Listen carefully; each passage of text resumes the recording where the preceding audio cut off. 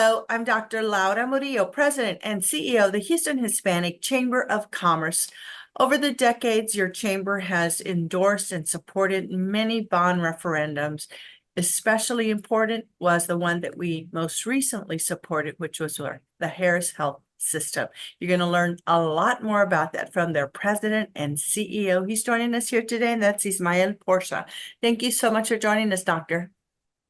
Thank you so much for having me. It's a pleasure.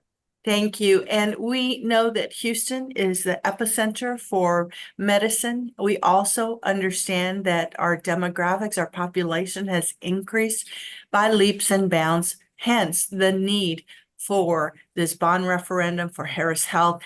Tell us more for folks who may not know what Harris Health is and what you do.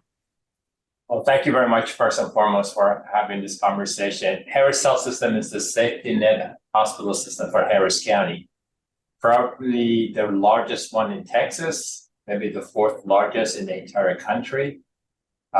We have two hospitals, a level 3 trauma center hospital, LBJ, a level 1 trauma center, one of only two in Harris County, that's Ben Taub Hospital. But in addition to that, really majority of our work is done in the community.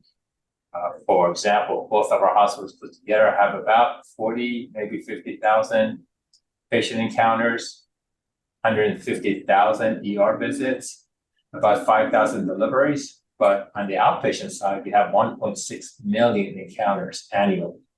That's about 250,000 unduplicated lives. And yes, we are the safety net hospital system for Harris County, a county of now almost more than 5 million people. Very unfortunately, also the county that has the highest rate and number of uninsured in the country. Right now, that number is over 1 million people, which is very unfortunate.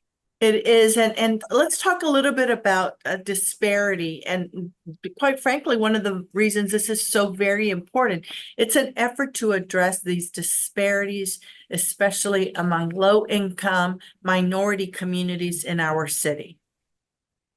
Yeah, so what I've always said, and that's the mission of Harris Health System, is to improve the health of our community, especially those who need us the most, those who otherwise would not have access to care.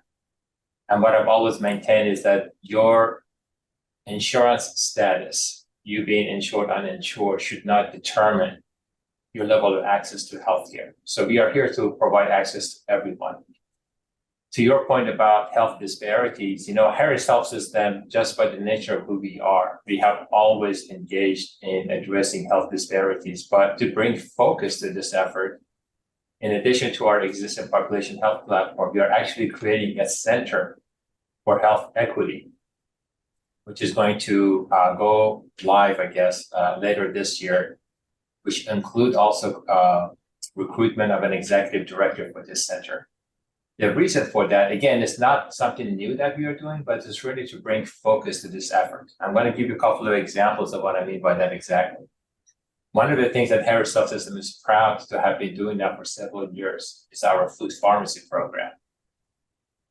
We actually have a farm outside of LBJ Hospital that we are planning on expanding. As far as I know, we are one of probably a handful of hospitals in the country that have our own farm. But in addition to that, we have food pharmacies in our clinics and at LBJ Hospital where patients who are identified as struggling with food security can receive a prescription from our doctors. They can then go to our food pharmacies, meet with the dietitian and the case manager, and receive fresh food, vegetables, produce, things of that nature every couple of weeks.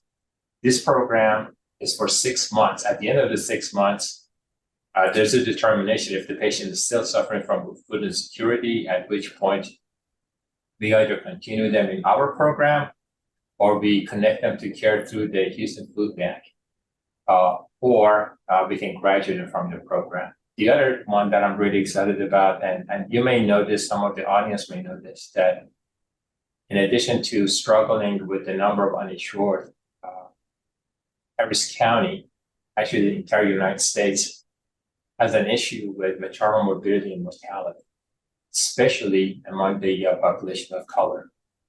So in order to address that, Harris Health System again has partnered with the School of Public Health and other community-based organizations, and we are now providing remote patient monitoring for our at-risk pregnant mothers, those who have diabetes and hypertension. I am really, really excited about this program. This program just went live about a month ago, and I really believe it's going to have a huge impact on reducing the maternal morbidity and mortality that we're experiencing in this county. All very important, Doctor, and we are very excited about this opportunity. Of course, we know that there'll be more hiring as a result, and we all know there's a shortage of workforce, and so we are also cognizant of that, and we are here to provide support for those that are most in need of these opportunities, whether it's for healthcare, for opportunities. And I know we've had many conversations regarding the importance of procurement and opportunities for businesses within the Harris Health System throughout the county. So we appreciate you embracing that and partnering with the Houston Hispanic Chamber of Commerce. Thanks for all that you do, and we look forward to seeing you very soon. Hello, I'm Dr. Laura Murillo. Thank you for joining us. We're so excited to have our next guest. As we know, entrepreneurs are the epicenter of everything here in this great city, and we have no other than President and CEO. He sells jet planes. He also has a line of tequila. Today, we're going to talk about both of those things. Robert Tijerina, welcome. Good morning. Thank you so much, Dr. Murillo. How are you? I am well, thank you. And I'm looking at your view there, and I see behind you three things. I see some tequila, I see a model plane, and I see real planes behind you. So that's a great view. Yeah, thank you so much. Well, tell us, how did you get into this business of selling jet planes? You know, that's a good question. And sometimes I don't even know how to answer it. But I born and raised here in Houston. Both of my parents are from Mexico. I went to South Houston High School. School wasn't my thing, not because I was just always thinking of something else when I was in school. So the jet business, my father was back. He did aerial photography back growing up. He was in World War II in the Air Force. And then he worked at NASA. And somehow in there, I was inspired. I always liked jets and airplanes. And so starting out in the business, I went to San Jacinto College here, got my basic pilot's license, and then I started working for an aviation company, Universal Weather. This was back in the late 80s, early 90s. And I was fascinated by everything, and I kind of on a fluke got a contract doing charters back in 91. So I didn't know what I was doing. I was living at home with my parents, didn't know much about business, but I knew that I wanted to do something different. So I took a piece of paper, wrote down my priorities, and my first thing was business cards. And in 1991, you didn't get really great business cards. So I put priority one, and then I stuck the word aviation, and that was kind of the company name. Went, got business cards, and then I had a meeting. This was on a Friday. I had a meeting on a Monday, and I got my first big client, which was Shriners Burn Hospital in Galveston. And then from there, just little by little bit, it's never easy trying to convince somebody to let you sell their multi-million-dollar jet when you really haven't sold any. So I did one, helping a friend with the Chilean Navy. And then because I am fluent in Spanish, that was a big asset to me. So I was able to get some more customers and kind of over time work my way in. And then when I took several years to finally got to where I could do things more on my own and handle these transactions. Wow. And how many years has it been now? Oh God, since 91, what is that, 34, 35 years? Okay. And Long time. COVID happened. What happened with your business during COVID? You know, COVID was interesting. We had a lot of deals working, but like everybody else, everything came to a standstill. And in the jet business, it was interesting because people wanted to use their jets. People wanted to buy to get away, but you couldn't go anywhere. So people, we had deals fell apart because they're like, what am I buying it? I can't go anywhere because everything is shut down. So it was really, really slow for, you know, the 8 months. And then there was an incredible burst of sales because people wanted to spend their money, wanted to buy a jet, wanted to be able to travel and not worry about being in an airliner with other people and possible contamination and so forth. Yeah. So it was really good. Finally pushed them over that line of thinking about it to let's do this, right? Yes, absolutely. And then, because you weren't doing already so much, you decided tequila, titanium tequila. I see two different, colors there in your bottle. So tell us about that. Yeah, so the tequila was a business that I never thought I would be into, but I dabbled in it back in the mid-90s, but that's when my jet business was growing. So I didn't pursue it much. And then about 8 years ago, with another customer and some contacts in Mexico, we came up with this brand called Titanium. And part of the reason people ask why the word titanium. Well, titanium is a very pure, strong metal, used a lot in military, NASA. My father was in the military, worked at NASA. Crossing both businesses, I do a lot of the airplanes for NASA as well and other big space agencies. So it's kind of a unique name, but it does mean pure and strong. And even though the tequila is not strong, but the project started out as an idea back about 10 years ago. And let me tell you, it's a very difficult business. We don't have celebrities. We don't have major backers. I fund everything myself, but we came up with a really, really good and smooth product. So we've won several gold medals in the World Spirits competition. So we'll put it against anybody's tequila. From the biggest names to small, you name it, we are very proud of it. We do very well, especially in blind tastings. This is our Blanco, very smooth, light, no aging. This is our Reposado. It's a wonderful Reposado. We age it a little longer than most brands do. We have an Añejo. It's also amazing. And we have now, I've got an amazing team. We've grown now. We were in 6 states prior to COVID, but COVID slowed a lot of things down. So we are really growing fast all around Texas, not just the Houston area, Dallas, Fort Worth, Austin, San Antonio, El Paso. We are in Arkansas, and we're about to hopefully launch a few more states this year. Great. And if you're at your favorite restaurant and they don't yet have titanium tequila, ask for it. But I know you are in a lot of different places around the city, Robert, and you do a lot of philanthropic work. So thank you for that. And you've been a great partner with our chamber. Anytime we call, you show up. Recently, you were at our CEO breakfast. Tell us why you think the chamber is important to this city. And I have to give you credit for completely changing the whole dynamics of the chamber from the way it was years ago. It is not just, and I tell people, it's not just Hispanic. It's all these powerful people in the city, from leaders to workers, that you bring so many people together. And again, political, because, our country right now is, a little turmoil politically, but you bring everybody together. Everybody shares ideas. But it's been wonderful for us because we've been able to have new relationships with people. These luncheons and breakfasts that you do are amazing because it gives us a chance to hear other people's views and opinions, to see where the city is going, the country, and work together because we can all make a difference in business, especially when we all communicate. And that's what you've done a wonderful job doing. Well, thank you. We've got a great team with our board and staff. And Robert, entrepreneurs like you keep making us proud. So keep doing what you're doing, and we'll see you real soon. Bye-bye. Thank you so much. Thank you. Hello, I'm Dr. Laura Murillo, President and CEO of the Houston Hispanic Chamber of Commerce. For a very long time, decades upon decades, we've been working very closely with Houston Community College. We have seen the campus grow by leaps and bounds. We have seen so many leaders take the helm to do incredible work for our city. Today, we're happy to introduce the latest chancellor of Houston Community College, who has a long history in education. She's none other than our guest here today, Chancellor Margaret Ford Fisher. Thank you so much, Dr. Fisher, for being with us. We are so proud of you, your long-term trajectory in education, and now the opportunity to lead Houston Community College.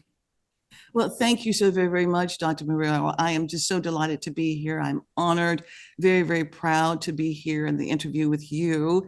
And I want to congratulate you for the great work that you are doing and leading with the Hispanic Chamber of Commerce and for the city of Houston as well. I am just really very, very impressed by you and the work that you're doing with the chamber in order to serve our community as well. So this forms a great partnership, the Houston Hispanic Chamber of Commerce and Houston Community College, to move that trajectory higher. Absolutely. And in order to do that, one of the great advancements that I'd like to hear about is the 88th Texas Legislature recently met, and there are some changes that will impact community colleges. Tell us about that.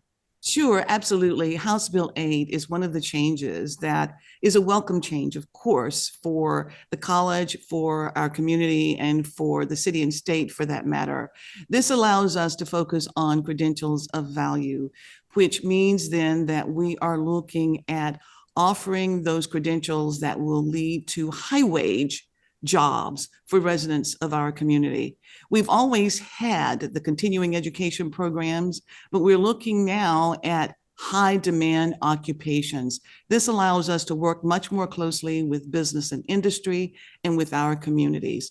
And what we will find is that we will be able to offer short-term stackable certificates for the residents of the community to get jobs and then to get employment in some of the high demand fields where there is a great need right now. And as you well know, the state of Texas is focusing on a talent strong Texas. And so here in Houston, we're focusing on not just the talent strong Houston, but the talent strong Texas as well, because we know that the way Houston goes, given that we are the largest city in the state with the population and with the students in need and the residents who are in need of career opportunities, that will be the way that the state goes as well.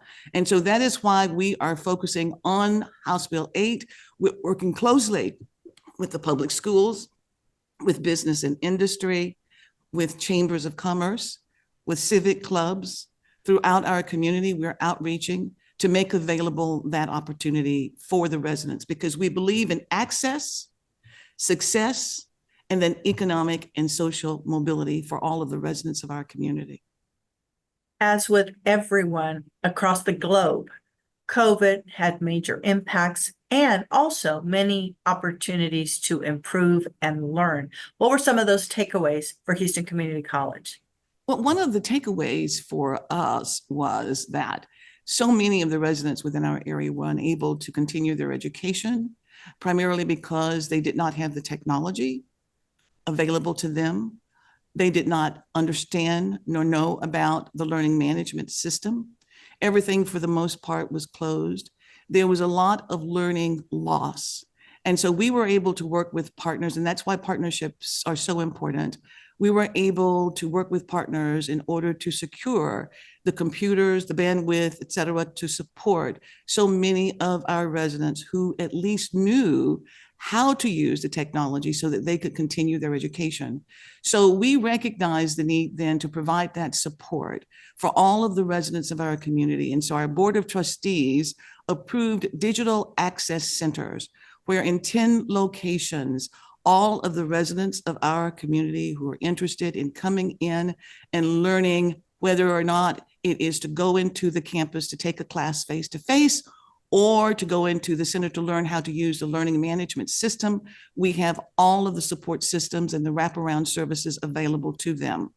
And so let's just take as an example, Dr. Murillo, we have the residents who come in and they want to take a class on campus. They are able to take that class, and perhaps there's another class that they want, and that class is not available on campus at that time. They can then go into the Digital Access Center. There will be staff members there who will help facilitate their learning how to use that technology to help them to get online so that they can complete their coursework. We have the free education classes for the community as well, community learning, where they can come in and learn how to use the technology, learn our learning management system, which is Canvas or Eagle Online. And so we are open to serve the community because we embrace our mission, we embrace our communities, and we want to do all that is required to ensure that we're able to elevate the lifestyle through education and training for all of the residents of our communities that are interested in making sure that they can create a better life for themselves and for their families.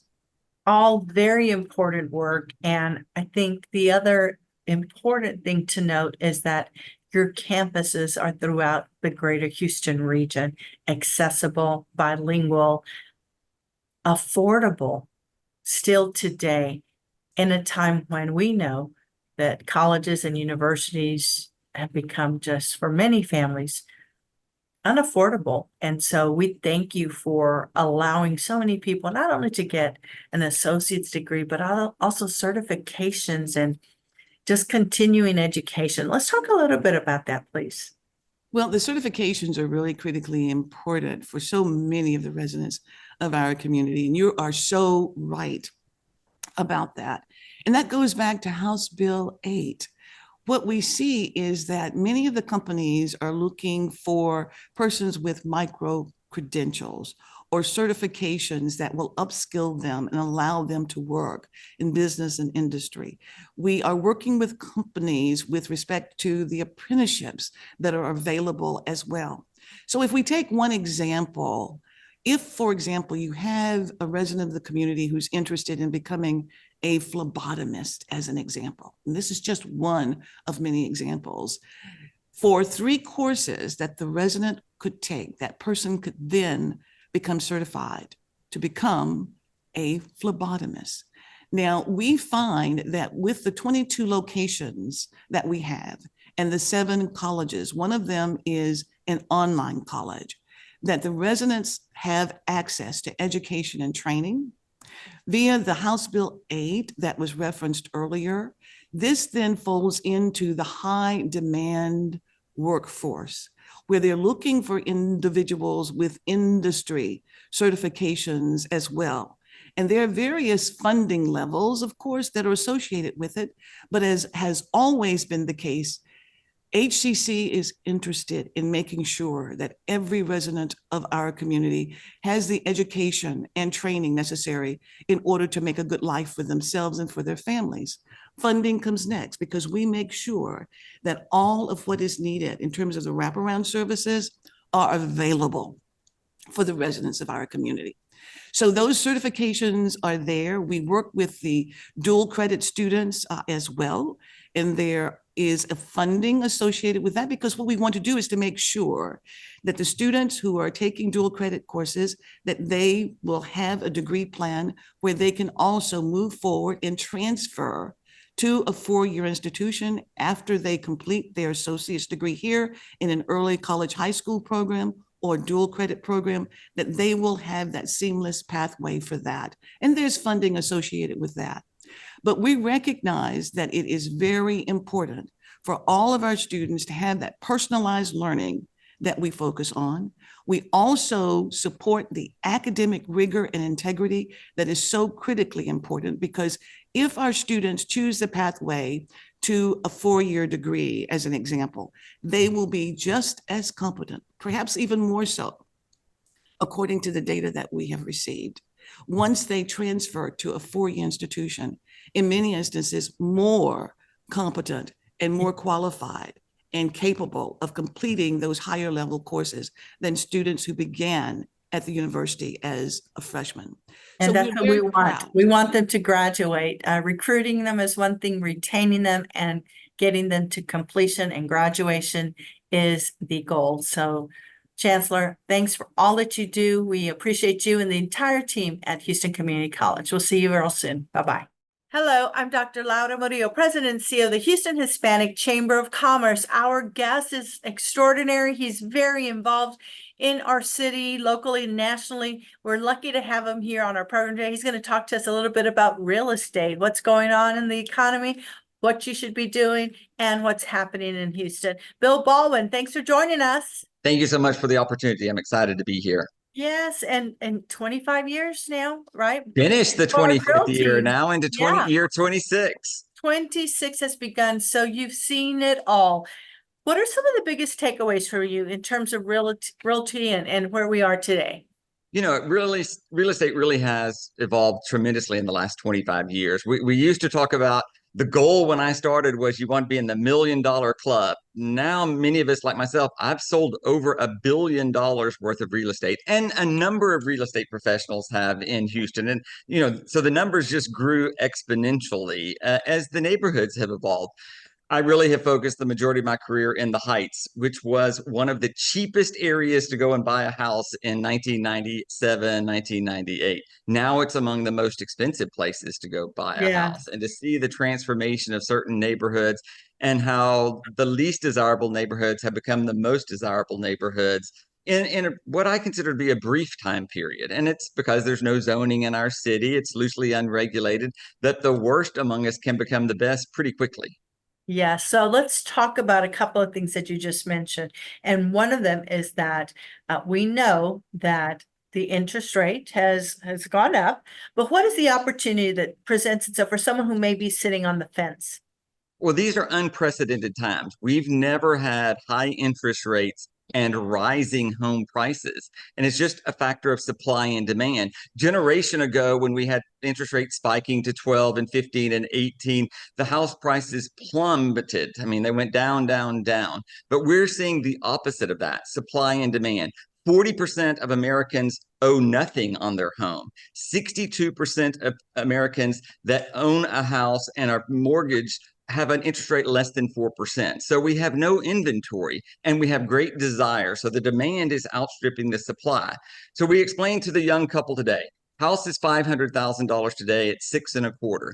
If you go ahead and make that note, instead of buying later, that house price will be $525,000 a year from now.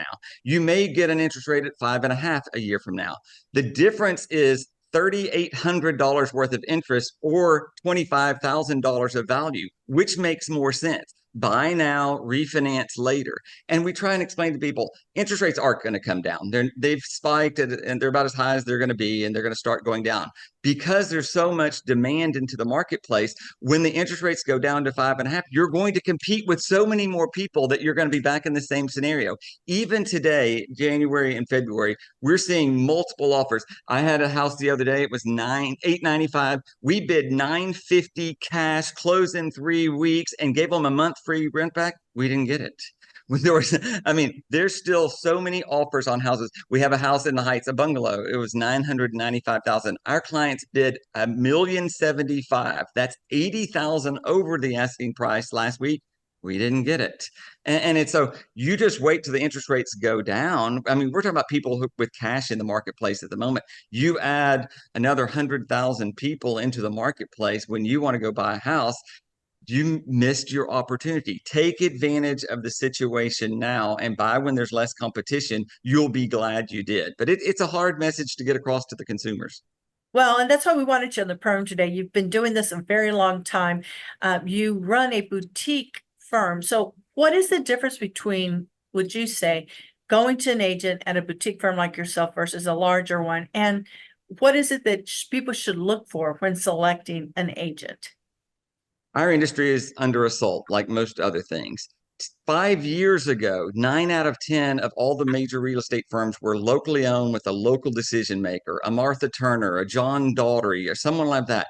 Now, 9 out of 10 are owned out of state. People in New York, Chicago, and the West Coast who are making decisions, who've never lived in our neighborhood, who are not contributing into our neighborhood. And so I'm faced with tremendous competition. A major competitor is Compass. Compass loses $150 million a quarter.